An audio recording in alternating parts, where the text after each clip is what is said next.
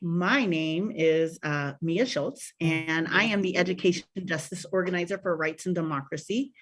Rights and Democracy is a nonpartisan grassroots organization, and it's a member-led grassroots organization that works across, give me a second, that works across, oh my goodness.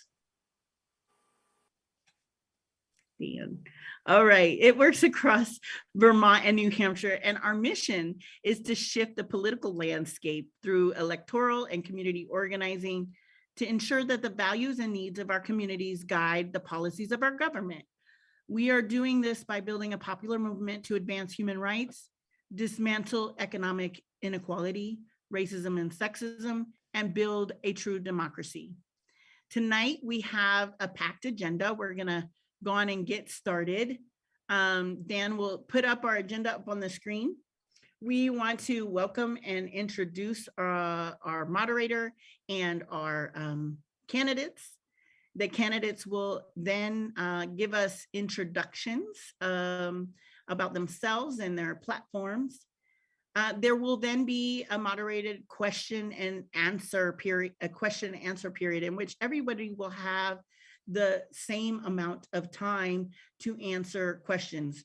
2 minutes will be given to the introductions, and the moderated questions will be 1 minute each. And then at that point, we will take questions from the audience. But feel free to enter your questions in the chat as we go along, and know that we will use the same format as we go along as well for 1 minute apiece to answer all of the questions. We have quite the packed room here today, and I'm excited about that. My colleague, Dan Fingus, is the official timekeeper. He will alert our candidates as they move along and let them know as time is approaching near end. So listen for that, candidates. Our host tonight, or our MC and moderator, is Fatima Khan. Fatima, where are you at? It's hard to see on the screen. I am right here. There she is. She is just she, her pronouns, and she is currently a student at Essex High School, and we are so thrilled to have her here as a volunteer to moderate tonight's forum. With all that out of the way, I want to introduce Fatima. Take it away. Thank you, Mia. My name is Fatima Khan. I'm currently a senior at Essex High School, and I'm really looking forward to hearing from all of you tonight. For this year's school board seats in the Essex Westford School District, voting will take place on Tuesday, April 12th. Board members to be elected this year are one Essex Junction resident for a 3-year term, and there are 2 candidates running for the seat, and 2 Essex Town residents outside the village for a 3-year term, and there are 5 people running for these seats. We have invited all the candidates to attend this forum and are fortunate to have the opportunity to answer questions and tell the community about the platform as a candidate. We are excited to announce that all the candidates have agreed to participate in today's forum. Those candidates are Marlon Verasamy, Robert Carpenter, Laura Taylor, Juan Coleman, Earl Barber, and Roger Drury. Oh. Interrupt. We also have Al Bombardier here as well. Al, I apologize. No problem. You're here. We got you. All right, Fatima, that's not your fault. It's mine. We're good. I'm so sorry about that. As Mia said, we also have Al Bombardier.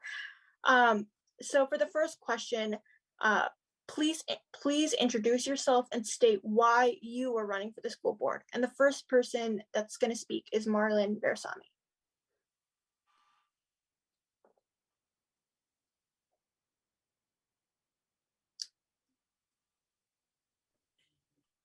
Marlon, we can't hear you. Marlon, you're on. There we go. How about now? Can you hear me now?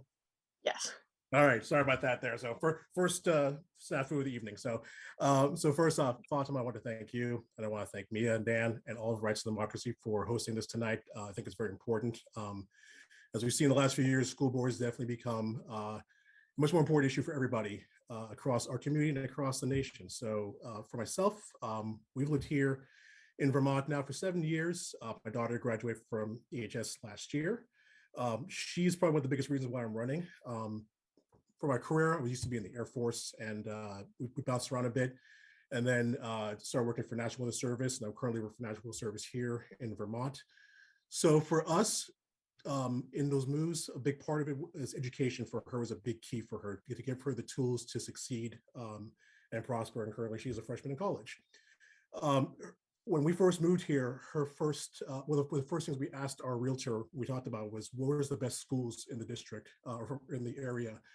And the one thing that she told us time and time again was Essex. Essex was the best place to go if you're looking for your child to succeed and prosper. This was the place to be, and she was 100% right. We've loved our time here. Our daughter's made tons of great friends. She's prospered and done well in school here, but it's not been without some of its limitations and some issues that she's dealt with going through school. So for me, I'm running mainly for her, but I'm also running for all of her friends behind her that are now coming up through the system, and then for kids in the future. This district is great. We've got a lot of great people here. We can see at night, so many people showed up tonight for this here, and I'm excited to be able to talk to everybody here. And it makes me feel really good that so many people are actively engaged and care about our community. The board has done great work. I've been going to meetings now pretty consistently since last summer and trying to follow the board work. And they've had an unsung job. And I believe they've done a great job in the last year, and they've weathered a lot of storms. But I feel that there's still more work to do. I feel that with my experience being in the military, my experience working in the private sector and with the government, working basically to serve the community, I feel I can bring that level here to the board and help them out. That's time. Bring more diverse voice as well to the board.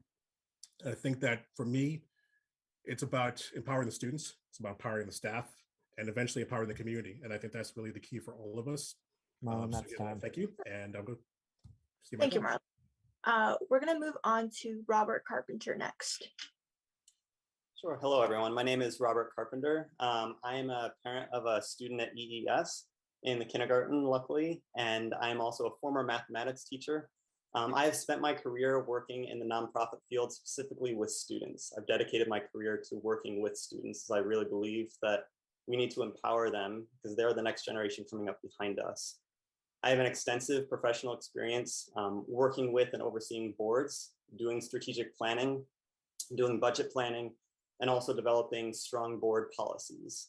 Professionally, I have the skills and proven experience to both understand the work of the board, how the work is completed, and also how to do it well.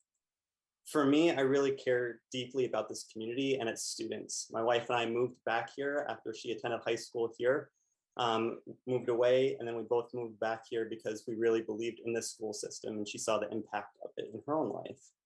And I want to use my skills and my experience to maximize the board's productivity, the transparency, and its accountability. For me, I'm dedicated to taking the time needed to listen, to learn, to go through data, and to do the work of the board. This is what the students and taxpayers are really owed. I am passionate about hearing student voices as they are the ones that we are serving. And I want to ensure that teachers and students both have the resources that they need to be successful. Ultimately, for me, I believe in the power of the work table over the podium. And for me, I'm running to get the work done, not to promote my individual voice or my individual platform. I was honored to be selected to fill this board vacancy this past November. And I really hope that for you as voters, you see my work, and I hope that my work speaks for itself. I really value the ability to give back to the community in this way, and I look forward to continuing to serve in this role. Thank you, Robert. We're going to move on to Laura Taylor next. Good evening, everyone. I want to just start by thanking Rights and Democracy and Mia and Dan for hosting us tonight. And to Fatima, thank you so much for being our moderator. I'm so glad you're here. What a great way to amplify student voices in this process. Good evening, everyone. My name is Laura Taylor, and I am a long-term Essex resident. I've been here since 2005.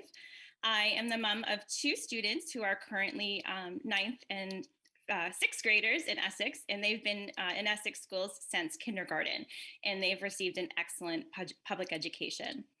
I myself am a public school teacher. I have taught Spanish up in Milton for 21 years. I like to tell people that I started when I was 9, but I think that's not as believable as it used to be. I've devoted my life to public education. I am an active community member. I've been pretty engaged with the work of the school board since last election, and I don't think I have missed a meeting since last spring. I created a Facebook group, engaged community members of Essex Westford, to keep Essex and Westford community members kind of in the loop about what's going on with their school board. I'm running for the school board because I think I have a lot to bring to the table. I bring the voice of a parent, the voice of a teacher, the voice of an active community member, and the voice of a taxpayer. I'm also running because school boards have become battlegrounds between adults, and I feel like that has taken away the focus of what the school board should be looking at, and that's our students. It's our students who should be the center of the work of the board. It's our students' voices that need to be lifted and heard and honored. I would like the opportunity to serve on this school board to right the ship, to continue to steer the focus towards our students, and to fulfill the mission of the board, which is to ensure the equitable, excellent public education of all of our kiddos here in Essex. Thank you. Thank you so much, Laura. Next, we're going to be hearing from Al Bombardier. Yes, thank you, Fatima. I did want to thank the Rights and Democracy Group for sponsoring this event. It's great. I did want to say I've been a long-term resident. For those that remember, I served on the Essex High School Board and have been supporting equity and inclusion for at least 15 years. All the budgets in between, the technology, the teaching, the staff, and the programs. This is a great school. It has significant resources, and I think there's none better. Did want to say a special word to all of the teachers, students, administrators, and thank especially the staff for the excellent support over the last 2 years during this pandemic. It says a lot about our staff and how proud we are of the organization. Did want to also mention, I grew up in public school settings where we did not have this support. And so I know from personal experience how it feels. And that makes a big difference for me, and it's why I'm so committed. The other thing I would mention is the excuse me, just losing my train of thought, is the challenges that are coming toward our school. In 2023, it looks like no additional taxes. 2024, it starts to change. So I would just mention that have huge challenges coming forward. Thank you. Thank you. The next person we're going to be hearing from is Juan Coleman.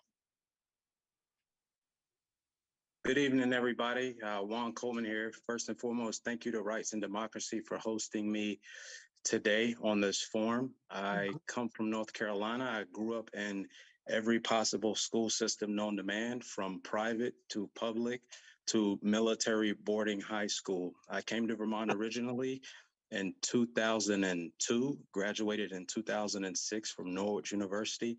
Went back home for 2 years, loved the state of Vermont so much, I actually decided to come back.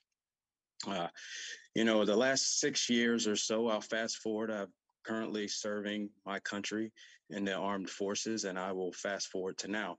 Over the course of the last 6 years, I've actually had the opportunity to interact with thousands of students and teachers and parents from the bottom of this state all the way to the top. And there are certain things that I believe firmly that the school system is doing well, and there are other things that I believe need work. I am actually openly and full transparency disappointed in myself for not stepping up sooner. But I firmly believe in not sitting on the sidelines and being and criticizing other people, but rather, you know, hopping in the arena myself. And I've acquired certain set of leadership skills throughout my time in certain institutions and real world application that I'm looking forward to applying on a seat for the school board. I quote the great Jordan Peterson when he said, "It is a luxury to pursue things that make you happy, but it is actually a moral obligation to pursue things that you find meaningful." And I find children meaningful. They mean things to me, and their future means something to me. So thank you very much. Thank you, Juan. The next person we're going to be hearing from is Earl Barber. Hello, my name is Earl Barber, and thank you for having me.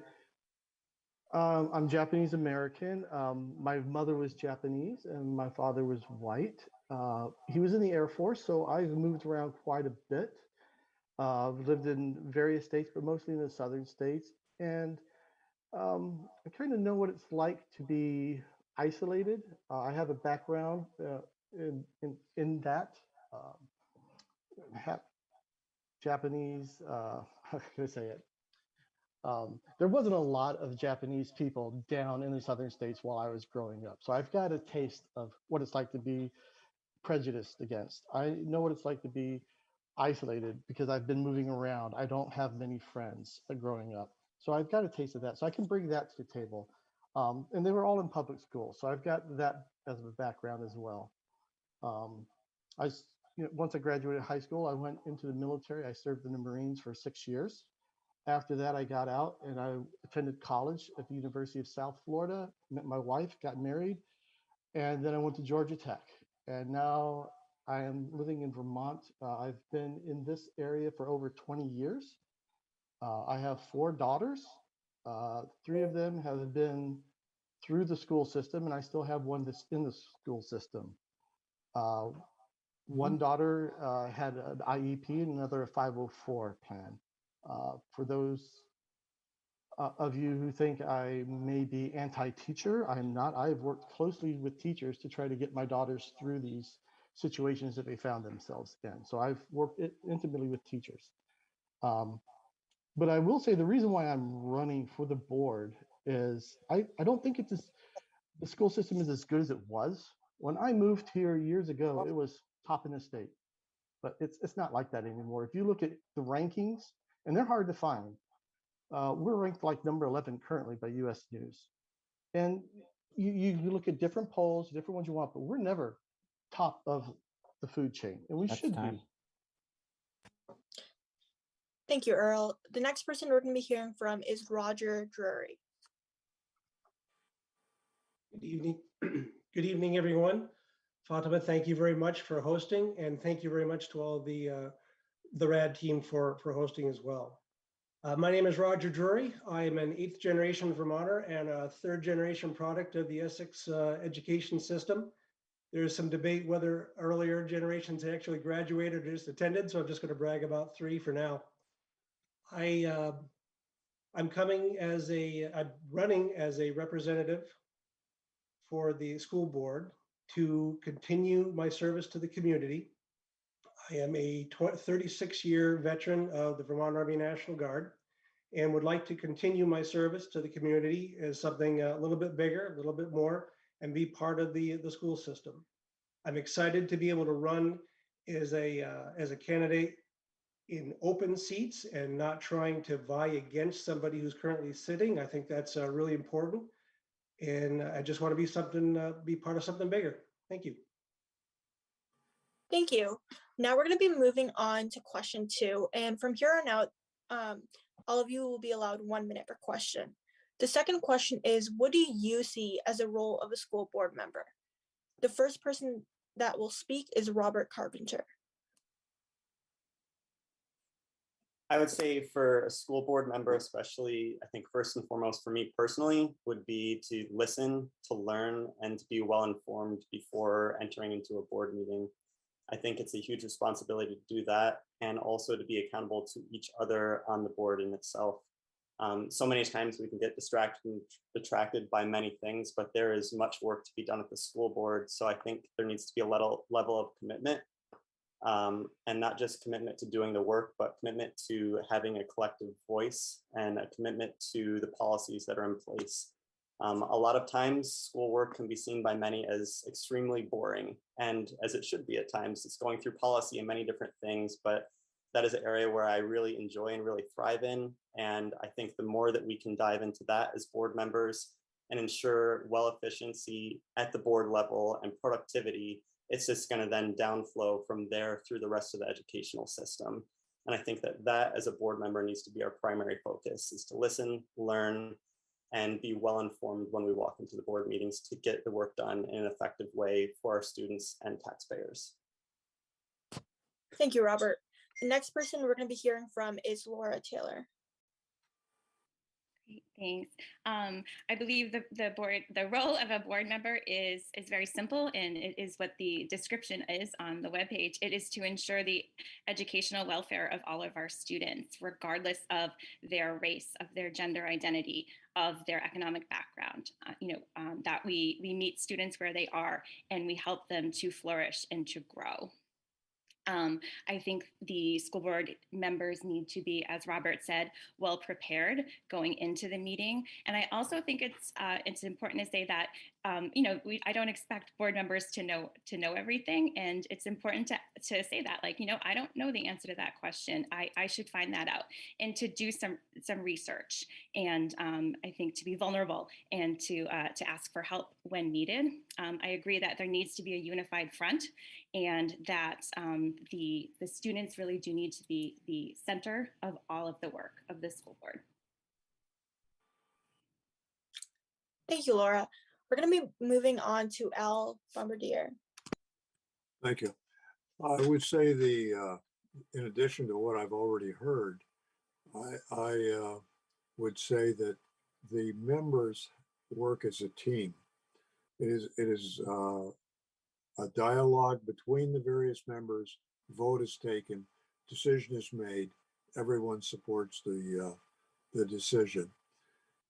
There are a lot of responsibilities, but the way I think about this is, you're sitting in the balcony in this huge theater, and you're looking down at this organization, monitoring results, organizational performance, how things are going, where needs are appearing, thinking about those needs, checking in on our legislators, checking in on legislation that's being proposed and the impact of that legislation on our organization. There is a lot to think about. And in fact, under policy governance, it requires strategic thinking. Thank you.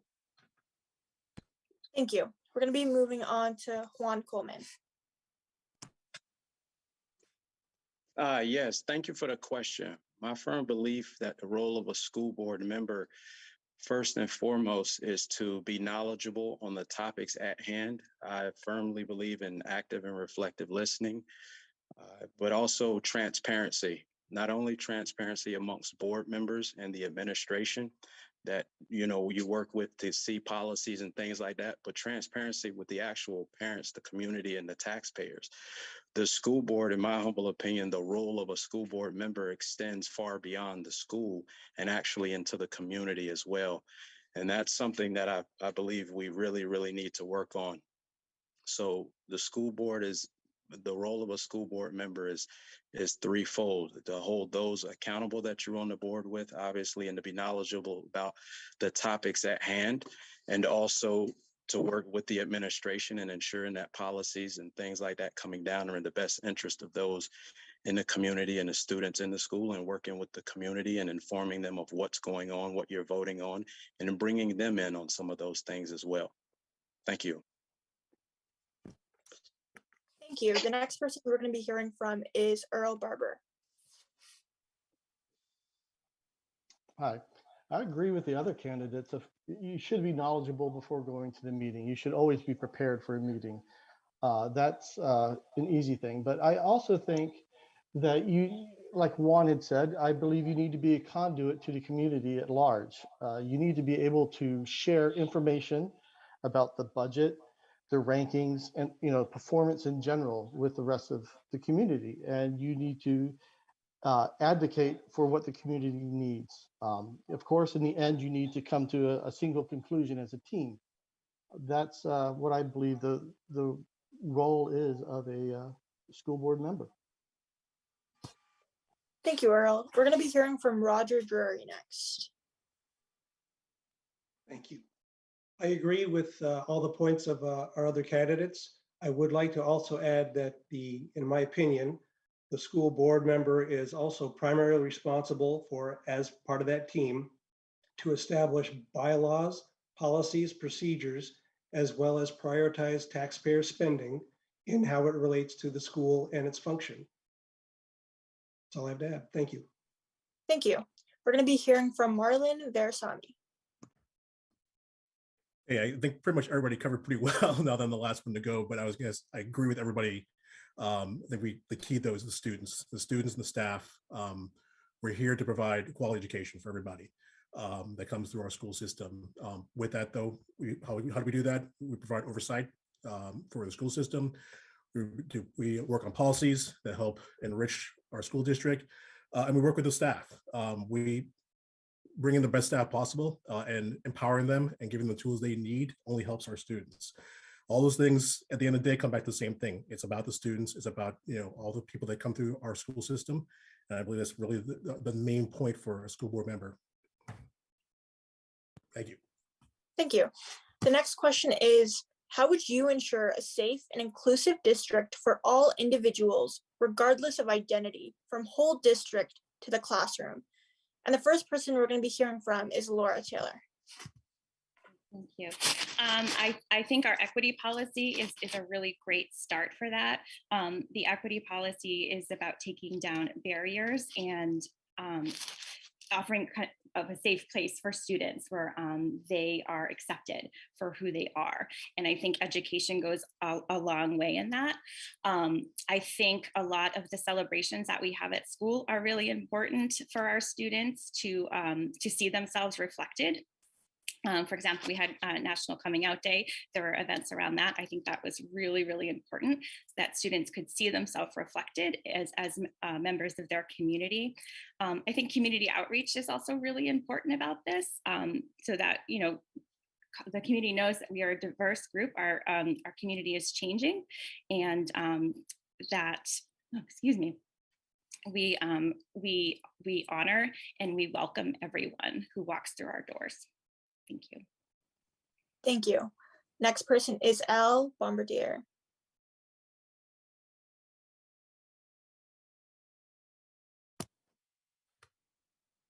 Al. Oh, sorry. Okay, we're online now. I did want to say that outreach is critical in this area, and it's a major item that will be changing here shortly. Today in our meetings, there's an opportunity for public to be heard, but those are very short time periods, and there isn't a lot of time.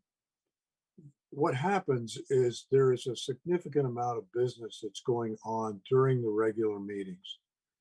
As a result of the shift to policy governance, there will be dedicated and hopefully multiple opportunities to meet with the public and to have a dialogue with the entire board or individual board members regarding items that are of interest to the public. And that could be on any topic. Those sessions should be starting soon, probably in the March, April timeframe. We're not sure yet, but that's the direction we're moving. Thank you. Thank you. We're going to hear from Juan Coleman next. Yes, thank you again for the question. To ensure I'm going to preface this with the fact that I firmly believe that nobody, regardless of their race, gender, ethnicity, religion, should be discriminated against or hated on. I don't think there should be a tolerance for that across the board, regardless of what anyone may think. There's no tolerance for that at all. But one of the things I think that we do need to do to improve this is I think a lot of things stem from a lack of understanding. And what I mean by that is, what kind of dialogue are we encouraging amongst people that may disagree on things and may come from completely different backgrounds, if that makes sense. And I think that's highly, highly important as far as working to increase that dialogue first and teaching people that, hey, it's okay to maybe disagree on certain things and not necessarily come to certain conclusions. But I firmly believe in a dialogue first and then understanding and educating people. Thank you. Thank you. The next person we're going to be hearing from is Earl Barber. Hi, I think for a safe environment, we've got a lot of tension going on in the school right now. There's a lot of divisive issues that have creeped into the school system, the board, in the schools. And that is something that I would like to, try to minimize at best. When you have a tense environment, it's not a welcoming learning environment, and the kids cannot perform as well. So I would like to, try to minimize that as much as possible. And I know that's somewhat controversial to try to take, politically divisive issues out of school, but I don't think it belongs there. I know that there are children who are afraid to speak their minds on certain topics out of fear of being ostracized or being bullied. And to me, the way to make it more safe and more welcoming for every student is just to minimize the very controversial ones from our school system. It just doesn't belong there. It doesn't help us with our test scores, with our rankings, with our budget. Doesn't do any of that. So that's when I hear about safe environment. That's time. What I want to focus on. That's time. Thank you. We're going to be hearing from Roger Drury next. I would like to start by saying that every student has the right to an education and to pursue their life through their human experiences as deemed by their, as where they stand in life. What I would like to learn more about is what exactly is the problem? How do we define the inequities that are being identified? How do we identify where people don't feel safe? And a lot of this is in terms of definition. I think you're seeing some pushback from the community where we're looking at maybe a definition in our community of safe means one thing, but if they're seeing some pressure from the national news, safe means something else. I believe we need to identify the problem and listen to each other and get good feedback, both positive and negative, from our community. And that's how a board member needs to interact. Thank you. Thank you. We're going to be hearing from Marlon Versami next. As far as providing a safe environment for our schools, I think listening to all the other candidates talk and just kind of my thoughts right now, we can act like there aren't issues, not just in the school district, but other school districts across the country. There are. When you're dealing with issues just for existing because of your gender identity, color of your skin, who you choose to love. Those are things that students are dealing with as they grow up. We can pretend that we can say we can just shove those issues aside and we can just talk about school and that's it. But that's not the reality for our students. These are things that they have to deal with and it affects them as members of our community. We have to speak up and we have to talk. We have to have hard conversations throughout our entire district or through our entire community. That is the only way we begin to understand each other. We begin to respect each other more and we'll be able to support each other. No problem goes away by not talking about it. And so we need to provide a safe environment for all of our students by having these conversations, by finding out what our students need. Again, our equity policy is already starting to do that and helping remove those barriers. That's the way I feel we have to be able to build a safe environment for all of our students. Thank you. Thank you, Marlon. We're going to hear from Robert Carpenter next. I think that this is where leadership really comes into play. And when I look at the board as a whole, that's leadership of the district. And it has to start with us. And personally, it has to start with me. And the way I look at it is I have a very privileged life, and I need to recognize that others who don't have that same privilege, I can never fully understand or grasp things that they have been through, experiences they have been through, but I have the responsibility to listen and to learn and to be informed. And I think that that's the key thing is I don't know what I don't know. So I need to do my due diligence to understand fully so that I can be able to help remedy those things. And as of right now, we have an equity policy, and as board members, we need to uphold that and continue forward with that to ensure a safe environment for students, for all students.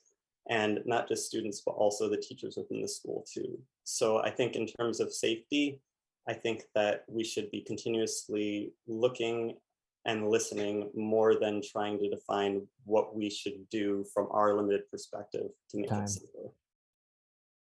Thank you. We're going to be moving on to the fourth question, which is, what do you see as the biggest challenge your school district is facing right now, and how will you address it? The first speaker is going to be Al Bombardier. Okay, thank you. Did want to just reflect on a couple of things.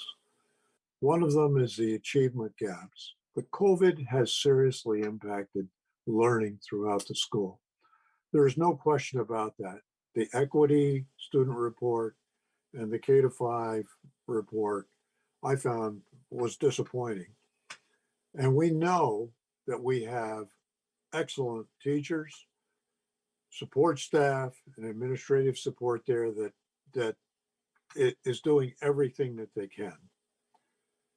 Those achievement gaps are occurring for a particular reason.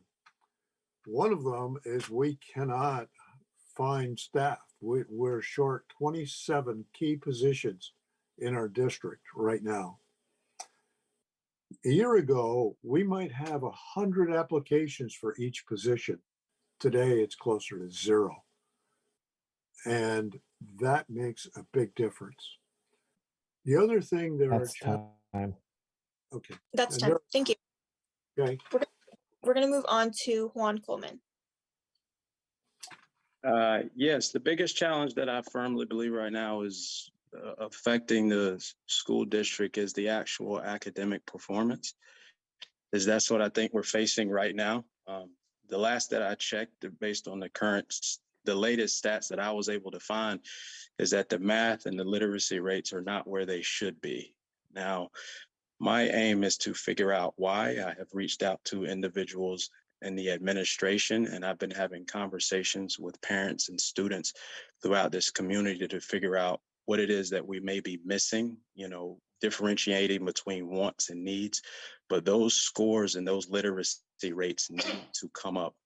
And I'm trying my absolute hardest to figure out how we can stop the drop, so to speak, and get Essex back to the top. Of the literacy rates right now, to me, are #1 priority, and making sure that these students can perform to high levels, reading, writing, arithmetic, math, and science. Thank you. Thank you. We're going to move on to Earl Barber. I would echo that the biggest problem facing our schools right now is our performance, both in reading and math. According to the scores that I've been able to find, we're not proficient in that. I mean, 50% for reading, 70% for math. It doesn't lend itself well to developing our children to do critical thinking. We're below where we should be, and that's frustrating. And it's hard to find data on this. That kind of goes back to the transparency and being able to find this information anywhere on the EWSD website. It's just not there. I've dug and dug for it. I can't find it. I can say as a taxpayer, I know that we are paying for a Porsche and we're getting a Toyota. I mean, it's reliable, but where's our money going? Why aren't we performing better? We're not near the top of the food chain in Chittenden County at all. And I'm frustrated as to why we don't perform better. Thank you. Thank you. We're going to move on to Roger Drury. I think the biggest challenge that our school district is dealing with right now is multiple lines of effort that sometimes do not have their primary focus, their mission end state for educating our children, our students. And I say that, I don't say that unkindly, because I've felt the energy from our teachers. I've felt the energy from our staff. And I know that they are doing the very best that they can. What I would like to see is how can we ensure that our teachers and staff have the tools and resources to to bridge those gaps and make sure that our reading and math scores are raised for everyone so that we have successful students going into the community. Thank you. We're going to be moving on to Marlon Versame. I do agree with what a lot of the school members have said, or sorry, the candidates have said about the scores across our area. But I think it kind of leaves out the big elephant in the room that we haven't talked about, is that we've come out of a 2-year pandemic. It's literally been 2 years since most of us have been staying at home doing this here right now. It has had a huge effect on every student, on every staff member, everybody in the community. It's done a lot of harm to everybody. And I think we kind of take that for granted, that how much it's done. So it's easy to say, well, scores are down. Well, there's a big reason why scores are down. Students are struggling right now. Listening to the presentations that I've heard in the school board over the last, almost a year now, a lot of effort put into social emotional learning for a reason, because we have to look at those barriers as things that are holding students back. We just can't say, hey, just do the work, do the reading, writing, arithmetic. There's more to it than that. Looking at a total student, looking at all the issues that affect them are key for us to be able to get students back to where they need to be. And until we do that, students are going to continue to struggle. Thank you. Thank you, Marlon. We're going to move on to Robert Carpenter. I think one of the biggest challenges that we're facing is not just this year, not next year, but what does it look like 5, 10 years down the road? Because the decisions that we make now will ultimately impact future plans. And that especially goes around things with building, things with facilities. There's a lot of different things that will be coming up within that area, but also that will directly impact the educational performance because of the environment that students are within themselves. There's so many different facets that we have to have on our plates to be thinking through, not just as a school board and as a school district, but as a whole community. So I think one of the key things that we need to be able to do is have clear-cut communications. And I've been excited to see the board engaging in more community engagement, more conversations around these things, because I really believe the community does care about our kids. It does care about the future growth of our students. And while some of us might disagree on what exactly that might look like at the end of the road, I think we can all agree we all want the best for our kids. So as long as we can stick to that, I think that is the biggest challenge, is sticking to that key idea of our kids matter deeply to us. Thank you, Robert. We're going to move on to Laura Taylor. I'm saying this kind of wearing my teacher hat here. We can't approach academic performance, we can't begin to even address it if our kids aren't okay. And our kids aren't okay. I think the pandemic ripped a Band-Aid off of kind of a dirty little secret, like, families are struggling. And I think the pandemic really brought that to light. And more so now after the pandemic, our kids can't learn if they're hungry. Our kids can't learn if they're not sure where they're going to stay at night. Our kids can't learn if there's violence in their homes. That's why the social emotional learning is so important. That's why it's so important to look at the whole child. Test scores are important, but they do not reflect everything that's going on. Thank you, Laura. We're going to move on to Al Bombardier. Were you switching subjects?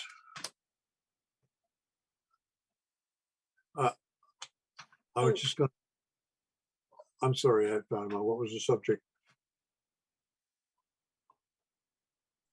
Fatima, I think we're at our next question, yeah? Wait, you're on mute.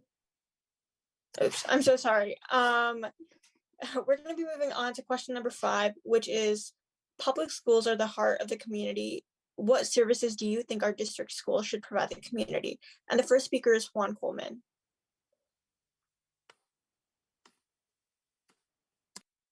Excuse me, may you repeat the question?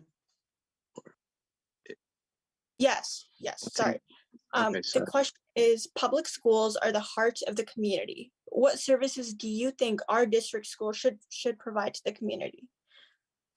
When you say, quick question though, when you say, Fatima, when you say services, or what, is there anything in particular you're talking about, or just, could it be just general, just anything? Yeah, it's really what services mean to you. Okay, perfect. So one of the things that I think as far as service goes is public service. And within the school system over the course of the last 2 to 3 years, you know, in the last question, people brought up the pandemic and there's also been other controversial issues to be brought up at school board meetings. One of the things I think is public service and volunteering within the community, going out, you know, hopefully we can get to a point where the school in the district offer opportunities for kids to get out in the community and to volunteer and to work with local, come out to our base, go involve yourself with the local police department, the fire department, see these acts of service, do these different things, bring in also speakers on different topics and things that may interest kids to just help continue to build relationships throughout the community. I'm a firm believer. I understand that the pandemic was a very stressful time, but you know, we need to get to a point where we start looking ahead and understanding that we got to move forward. So thank you. Thank you. We're going to be moving on to Earl Barber. Yeah, as far as what services does, you know, school should be providing to our children, it should be providing core curriculum teaching. I would like to see our students really focused in on more on learning than on political activity. Personally, political activity they can do with their parents outside of the school. They can participate with their friends outside of the school. I just don't know why it belongs in the school. It's a distraction as far as I'm concerned. So that said, for you know, maybe that's it. Maybe that's really the best thing to say. I just don't want to see our school become a political entity in any way, shape, or form. I think it just needs to go. Thank you. Thanks. We're going to be moving on to Roger Drury. To be honest with you, I don't think the schools owe the community any service at all. I believe the community owes the school the service. I believe the community members should be volunteering and helping our educators, whether it's assisting in the chow hall for meals or whether it's volunteers in the classrooms. I think our schools are doing the right job for the community, and I think the community can get behind the schools by helping them out. Thanks. Thanks. We're going to be moving on to Marlon Veresami.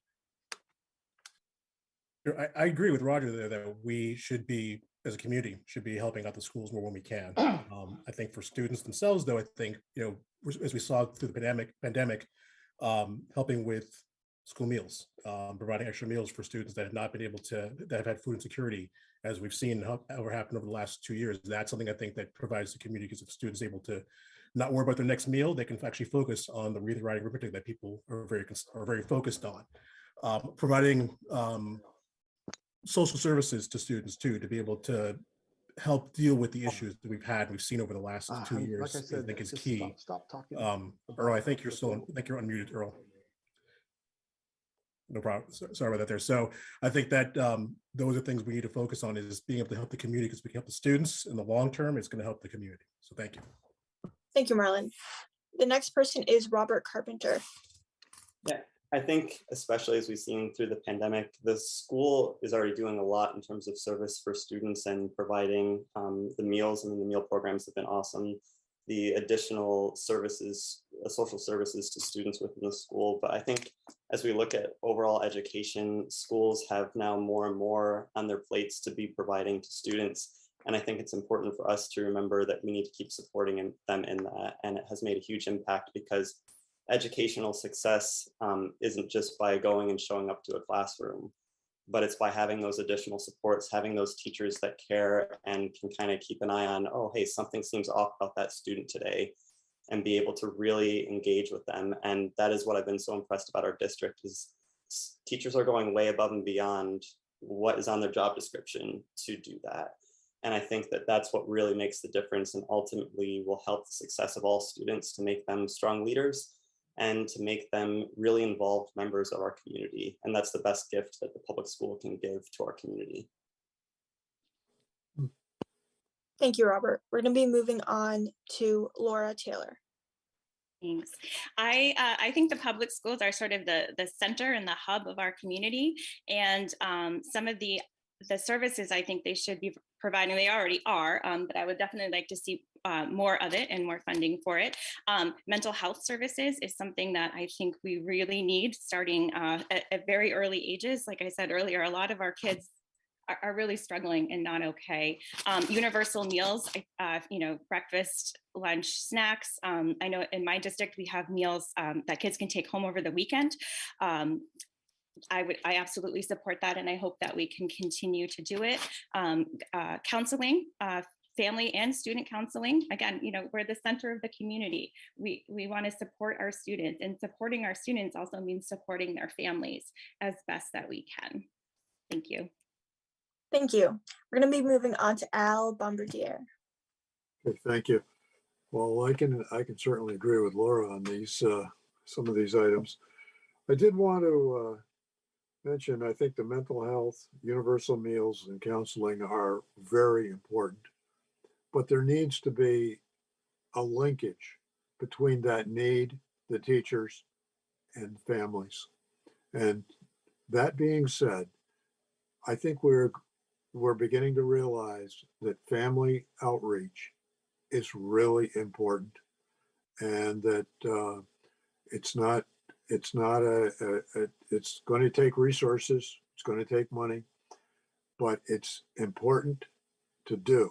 And I'm seriously looking at supporting a major initiative in that area. Thank you. Thank you so much.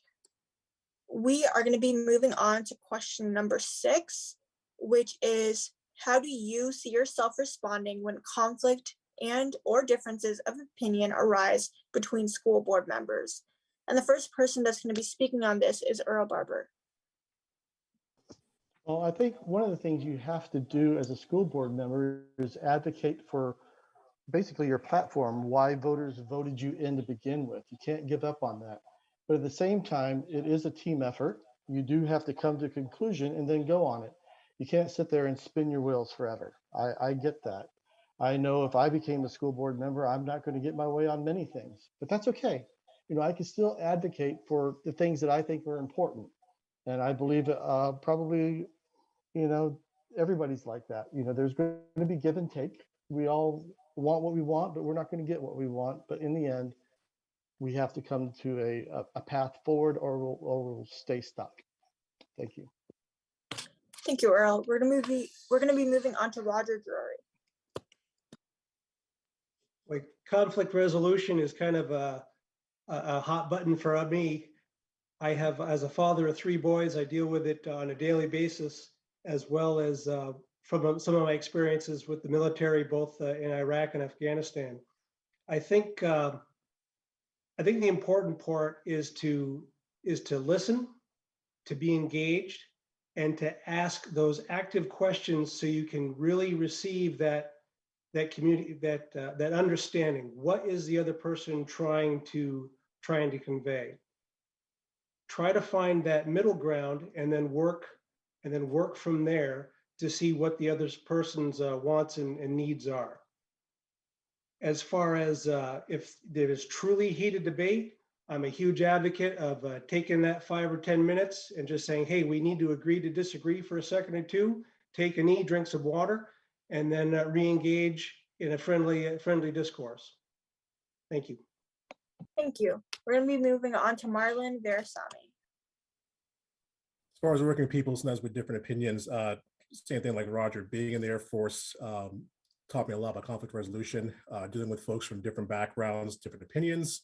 But the key is always this, the one thing I always learn is that we can disagree on issues. We can be passionate about issues, but we have to be able to respect each other enough to have, respectful conversations and talk to each other so that we can find some common ground. And we have to remember what we're working on. In this case here, it's the students in our district. That's what comes first. And as long as we put them first, we can find common ground on issues. It may take us a while to get there. We may have different avenues we want to work there, but we can do it together. And that's the key. And it's just constantly listening to each other, working together, and as ever find that common ground, because again, the people that are gonna prosper from this is our students. Thank you. Thank you. We're going to be moving on to Robert Carpenter. I think for me, it ultimately starts with me. I need to be focused on listening, but not just listening, but also hearing for understanding and listening to all viewpoints. And I never want to walk into a conversation thinking that my opinion is the only valid opinion. I think that at a board, especially, there is actually great power in disagreement. And I think that ultimately, if it's done well and within discussion, it can produce a stronger and more effective board if handled correctly. There's ultimately always going to be disagreement, even on the small administrative tasks. There's always going to be disagreement on different topics.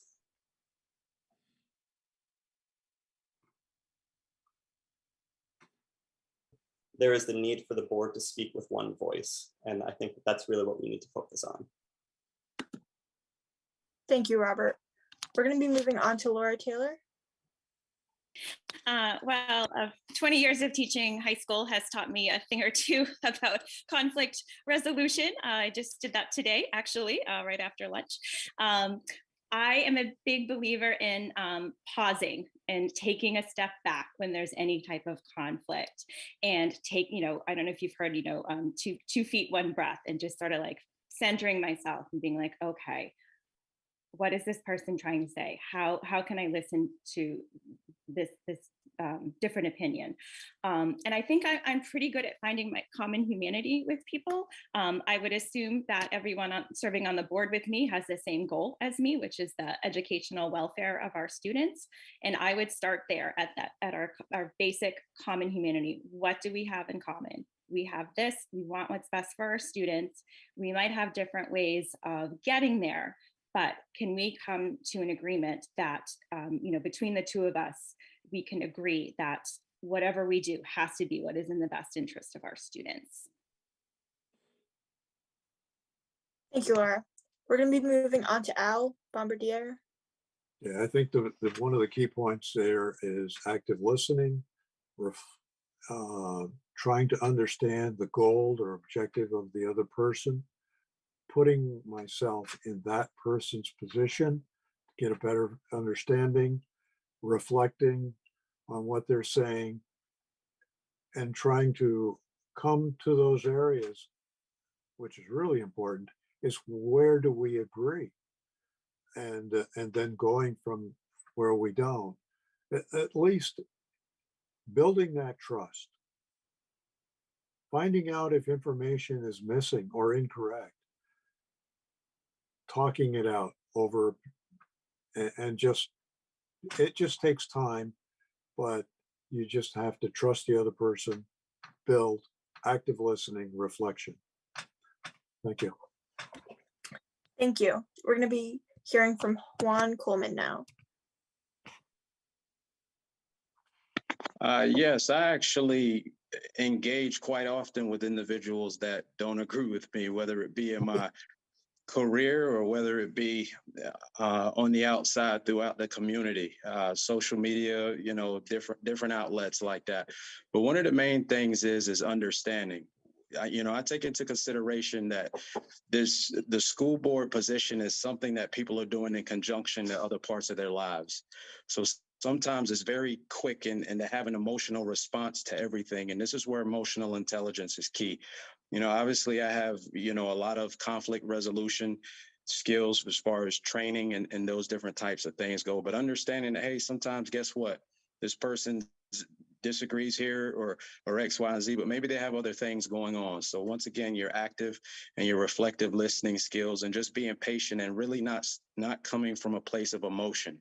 Using logic and reasoning in our decision making is extremely key in solving any issue or conflict that may present itself. And I've had a ton of conversations with That's people over time. the course of the last. That's Okay. time, thank you. We're gonna be moving on to our last question before the public comment section, which is, what role do you think parent voices should play in decisions about the school and the school district? And our first speaker is Roger Drury.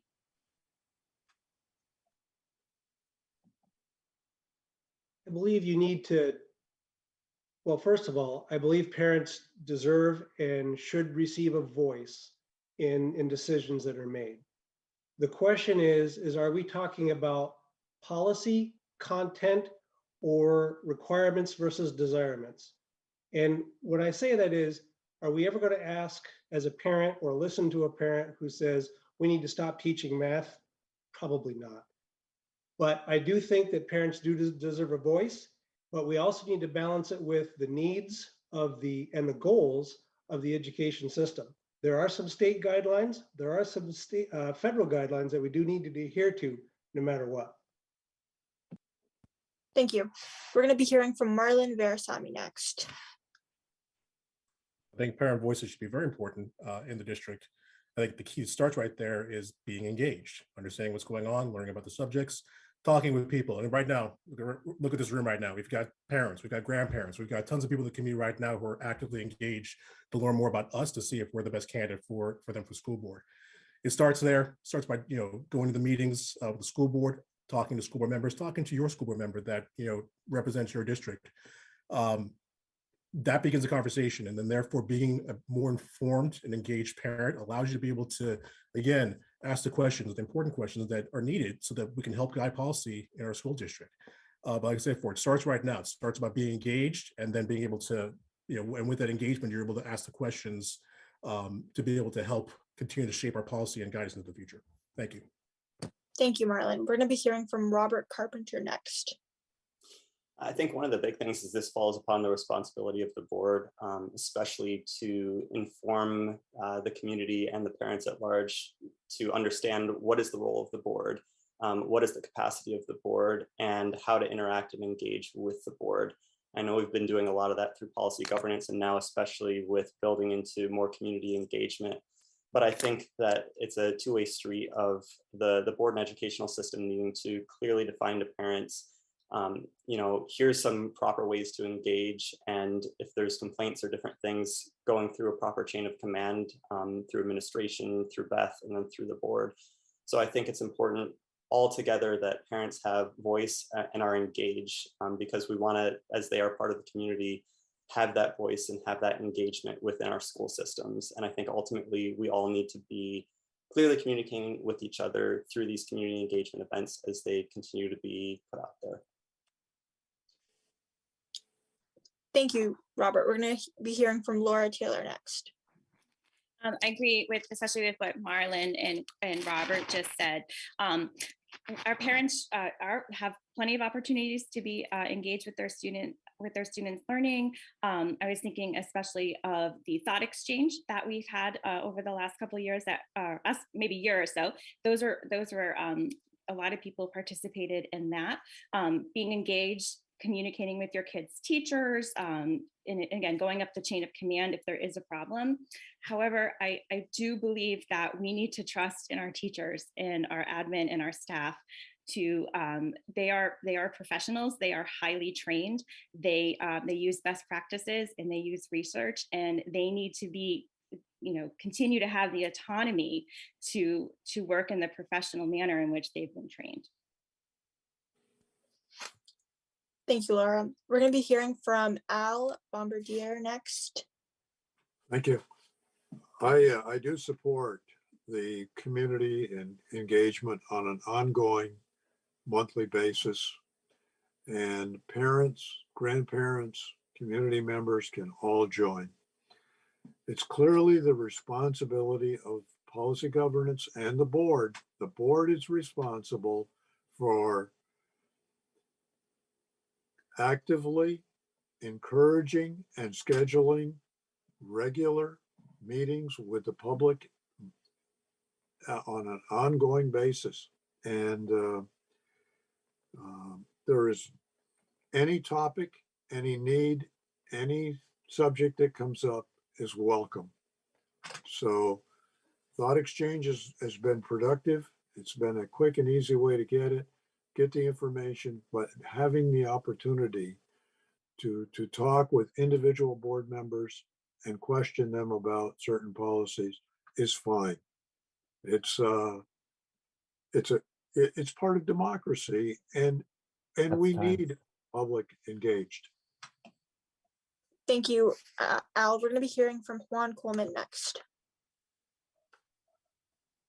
Parents should absolutely have the first right to their children. I stand upon that. And I actually believe that's one of the reasons we have so much contention now between the school board and the community and the administration at times, is because the parents don't feel as though they have the rights to their child, or the first rights to their children. Even when I was growing up, parents were still the sole proprietors of their children's education and didn't rely solely on the public school or whatever other school system they were in to educate their kids. And actions do speak louder than words. And it's easy for us to sit up here and say that parents should be involved, but just how transparent are we willing to be on the other end with these parents, so that we don't have this contention that we have in the community as far as parent involvement goes, to include curriculum. And for example, the equity policy was brought up. How many parents were actually involved in helping shape and develop that? That's all I got. Thank you. Thanks, Juan. The last person we're going to be hearing from is Earl Barber. Yeah, for parent voices, I have to agree with many of the folks there. Engagement is key, but the problem is there's no way to be engaged if you can't see what is being presented to your child. It's very hard to see the curriculum, to see what surveys are given. And all of this needs to be seen beforehand, because if there is something that the parent doesn't like or thinks their child is not ready for, I think the parent should be able to opt out the child. I know that there's always research done, and people want the teachers to be the most informed person, but on some issues that are controversial and divisive, I don't think we should have that being taught by a teacher, because you don't know which way they lean. They could lean in a direction that you don't want your child to learn. I am strongly opposed to teachers giving our children moral values. I want our parents to give our children the moral values that they need. That's it. Thank you. Thanks. Thank you, candidates, for your answers to our arranged questions. We will now take some questions from the audience. Mia has been collecting them throughout the show. We will ask as many as time permits, and the same format applies. Each candidate will have 1 minute to answer audience questions. And the first question is, what kind of preparations have you made to become an Essex Westford school board member specifically, so you can add value to the board from day one? And the first person that will be speaking is Marlon Verasami. Preparations have I made? Well, first I started by making sure I was attending meetings from, like I said, from last year. I'll admit, as a parent, there's so much going on. I didn't have time always to pay attention to what the school board was doing. And I'll admit there was a time early on when we first lived here, I took it for granted. Those times have changed. So I made a point to first get myself aware of what the school board was doing, learn their work, learn what was important, so that I can be able to have a more informed opinion before I could go forward.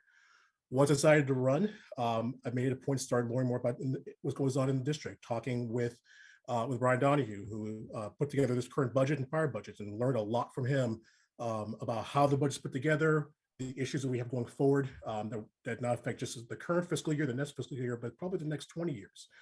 Talking with Erin McGuire, learning more about the equity policy, working with her, asking a lot of questions. What were the successes and the weaknesses so far of the policy was really eye-opening for me. Talking with Gary Peters, who's overseeing the facilities for our school, and learning the consolidation that's come from that, from law services, from safety, facilities and everything that's all under one umbrella, that he has a lot of work to do and a lot of change in the school districts as we've seen. So for me, it's been talking to people, learning, and basically for making what's possible. Thank you. Thanks, Marlon. We're going to be hearing from Robert Carpenter next. Sure. For me, one of the things that I did prior to joining the board was obviously attending board meetings, but most of all, digging into the policy, making sure I understood what the policy was, because as a board member, that's the policy that you're going to be upholding. So understanding the policies that are in place, especially around the equity policy too, so that especially when doing the work of the board, ensuring that I'm doing it through the correct lens of what is in place. In addition to that, just continuing to basically listen and learn from current board members, but also listen and learn from teachers, from administration, from students, and from the community to be as well informed as I can. And I think that that's the ultimate responsibility that I have to the community and to the taxpayers, is to understand how to balance the student needs with the taxpayer dollar and be able to optimize that as best as possible, and being able to really go through the data to ensure that that is happening. Thank you, Robert. We're going to be hearing from Laura Taylor next. Similar to what Marlon had to say, I have been attending meetings since last year. I always go through all the board notes and materials once they're posted online, so that I know what's happening in the meetings. And if I don't know, I am not afraid to reach out to some board members and ask for clarification. Marlon and I met with Brian Donahue, the COO, and he was gracious enough to give us an hour of his time to go over the budget with us. We also met with, like you said, with Gary Scott, who is the facilities and safety director. I learned a lot about what goes into keeping our students, our staff, and our spaces safe. It was really interesting. And talking to students, talking to parents, talking to my neighbors, talking to friends who have served on boards before, and speaking with some former members of our Essex school board as well. Thank you, Laura. We're going to be moving on to Al Bombardier. Okay, well, there's a number of ways of getting really prepared for these meetings. VSBA seminars. There are special Zoom meetings on current topics like teacher pension systems. Very informative. Working with and listening and joining the Zoom on operations committee at the state level and the finance committee, talking to legislatures and just the policies. Policy development just doesn't happen in a vacuum. It takes a lot of research as well. Thank you. Thank you. We're going to be hearing from Juan Coleman next. Can you hear me? Yep. Okay. Yeah, so for myself, I believe in personal accountability and responsibility. And one of my weaknesses initially was understanding the budget, because, when I look at it, I understand it to an extent, but I definitely feel like there could be a little bit more detail there and making it more understandable. I've reached out to teachers, I've reached out to students, to faculty, to staff, parents within the community, and just talking to them and learning what their needs are throughout this whole process as well. And I've sent some emails and different things like that out, had different meetings with folks, and just really brushing up on the things that I didn't really understand, that I initially took for granted, and admittedly not even understanding the importance of the budget, but definitely wrapping my head around that and becoming more well-versed in those things. And I firmly believe you can only prep so much for some of this stuff on a tactical and a strategic level. But I've definitely been out there having conversations, having meetings, and applying the things that I learned.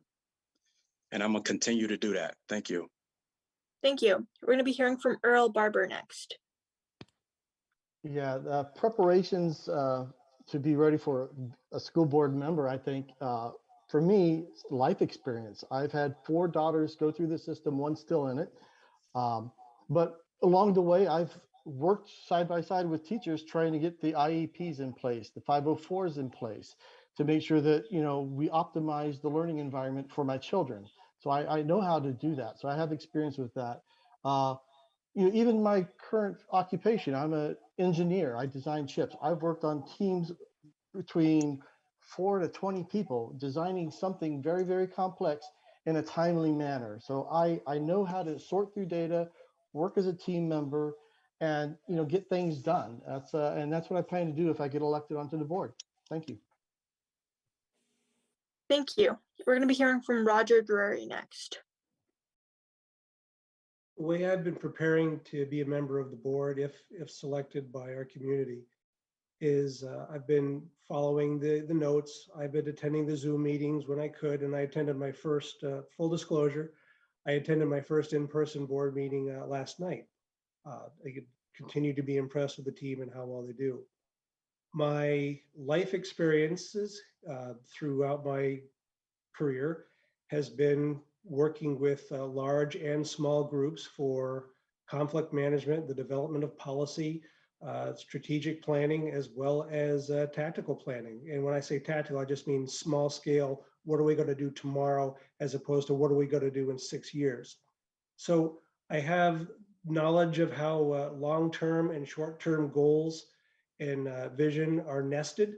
And I bring that to the board, and I will continue to learn more about the specifics for our organization. Thank you. The second question is, what steps does our district need to take to ensure the protection and future success of our transgender and non-binary student population? And furthermore, which resources you have used to educate yourself about this part of our student population? And the first person that'll be speaking on this is Robert Carpenter. I think this kind of goes back to one of my previous answers of I need to listen and learn, because I do not understand from my perspective, because that's not my life. So I need to ensure that I'm not seeing things through my perspective, but through the lens of others. So I need to, first of all, make sure I understand what is feeling unsafe within the school district and how we can make that better. Secondly, is we have an equity policy in place that is there to ensure that all students are given equal access to an education, and not just to an education, but be able to be successful in that. And part of having a successful education is not just the academic side of things, but everything that wraps around that student through kindergarten, all the way through high school, through graduation. So we need to ensure that that is in place, and that that equity policy is upheld and stays there for the sake of those students especially. But then in addition, in terms of other resources, Outright Vermont is another great resource to be able to learn more. And most of all, just putting myself around people to be able to ask the questions. That's time. Thank you. We're going to be hearing from Laura Taylor next. This is something that's really important to me as a teacher and as a mom. I really feel that our students cannot feel safe if they're not acknowledged. If their identity is not acknowledged and welcomed and celebrated. And part of that is seeing themselves reflected in the books that they read and the materials that they have for class. And just knowing that school is a safe place for them, because I think for a lot of our students, that might be their only safe place. It keeps me up at night worrying about our kiddos like this. Some of the background information or work I've done, Outright Vermont again is fantastic. They have a lot of great resources. And then over the course of my career, I've done several trainings with different organizations on how to best support our non-binary and transgendered students. Thank you, Laura. We're going to be hearing from Al Bombardier next. I think the staff is a key to this. We have a system now where the concerns of the various ethnic groups are actually come through a SEL or through a what's it called? It's the advisory committee that works with students, minority students. Those requirements and concerns are brought up and reported publicly to the administration and filter through to the budget. As a board member, I don't have any control over that particular part of it. The equity policy is there for the protection of all students, and it gives students opportunity.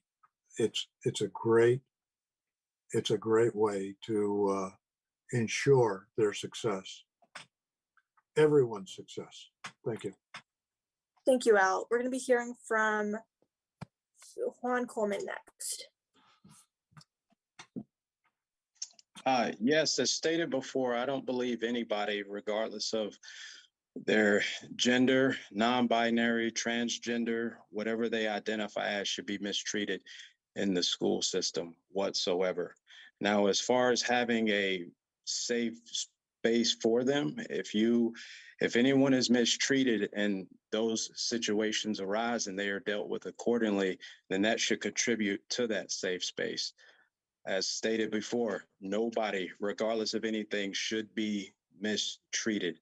There should be conversations had, because even amongst that community, people's lived experiences are different. What I've actually done is I've actually talked to people who are transgender and who identify as both transgender and non-binary to kind of learn more from their personal experiences, and none are the same. None are the same. So involving them in the community as well, and in some of these policies that we implement, but also understanding from a lot of different levels. There are psychological elements into this and a lot of other things. So involving doctors and other folks as well, teachers, parents, and things like that.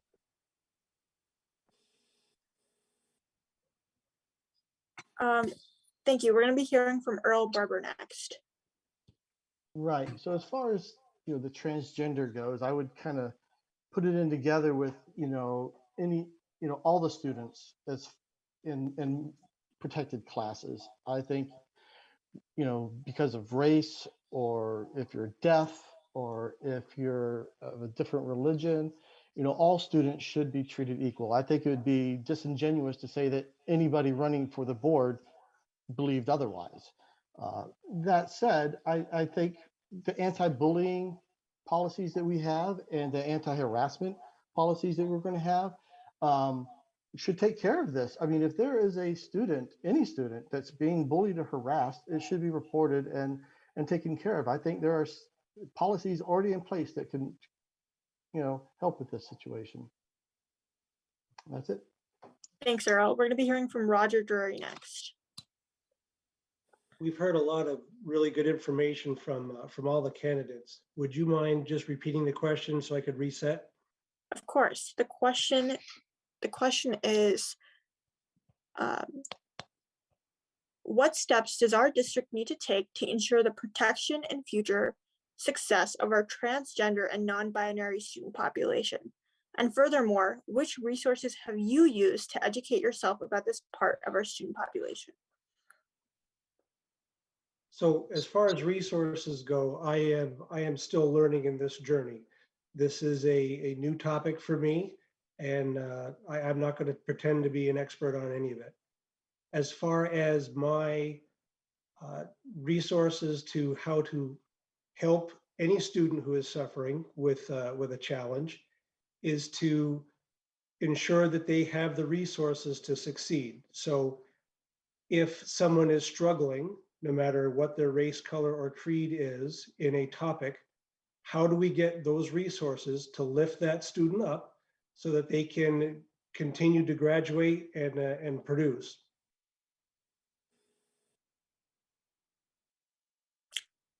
Thank you. The last person we're going to be hearing from on this question is Marlon Versami. As far as our LGBTQI population goes, I think the equity policy, first and foremost, we need to continue to support that and strengthen that because it empowers all the children in our community. Learning, it's constant learning. I agree too. I'm still learning through friends, through my daughter's friends. It's a constant evolution in learning about the needs of people who are their friends and their family, they're part of our community. One thing I kind of learned, and this is straight from the training that everybody goes through for EWSD as far as staff goes, you look at the numbers there, half of students, in this community, they skip school because they're bullied. At least once they admit to that happens to them. That's a part of their reality. The dropout rate is 3 times that of their hetero peers. This is again a part of their reality. For them, the other part is a hard one is they're 4 times more likely, to think about it or have thoughts of suicide. That again is part of their reality. Those are the things that we all need to learn. We all need to understand and realize that it's not just a simple, hey, bullying's bad. No, there's more issues that are deeper that we have to talk about and learn from people in our community. And only through that's step one. Only through that can we actually help and really raise up everybody in our community. That's time. Thank you. Thank you, Marlon. So we don't have time for another question, but we're going to do a quick lightning round for the final question, which is, do you support universal meals in schools? And just answer it with a quick yes or no. The first person is Laura Taylor. Oh, absolutely, 100%. Next person is Al Bombardier. Absolutely. It's a great idea. Juan Coleman. Yes. Earl Barber. Absolutely. It's a great idea. Roger Drury. Universal, no. Universal access, yes. Marlon Verasamy. Yes. Robert Carpenter. Yes. Thank you. Thank you so much for your answers to these questions. Back to me. Hey, everybody, let's give Fatima a round of applause. Everybody want to come on up mute. She did so well. Thank you, Fatima, for moderating in a little bit of chaos we had going on in the background. And I want to give a big, huge thanks to our audience members as well for participating and sending us so many questions that we could not simply fit them in, but we tried to condense them and make them so that everybody had a question kind of answered within the ones that were already asked. Thank you to our candidates. Thank you for stepping up, to having the political courage to run for office in the first place and to come to this forum to speak about what you believe in.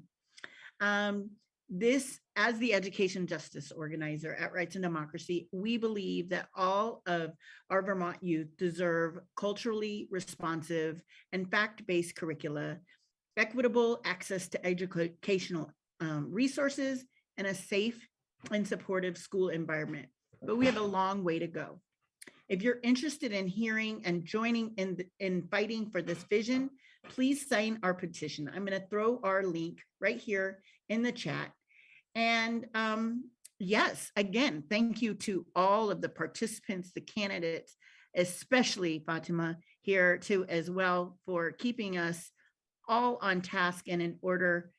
I want to say this is one of the most attended forums that we have had.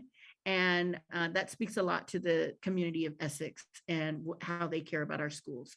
So thanks again and have a great night, everybody.